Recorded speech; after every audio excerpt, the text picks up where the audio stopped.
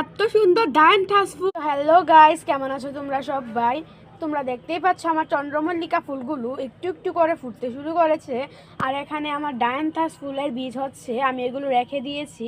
তাছাড়া এই ডায়ান্থাস গাছটা কলিতে পুরো ভরপুর হয়ে আছে। তোমাদের সকলের ফেভারিট জবা ফুলটা ফুটেছে আজকে আরেকটা, এটার কালার অনেক সুন্দর। আর আগের ফুলটা থেকে এখানে বীজ হয়েছে, আমি এটা পলিনেশন করে দিয়েছিলাম, যার কারণে এখানে একটি নতুন বীজের জন্ম হয়েছে। আমি তো কখনোই দেখি নাই যে জবা ফুল গাছে বীজ হতে, এবার প্রথমই দেখলাম।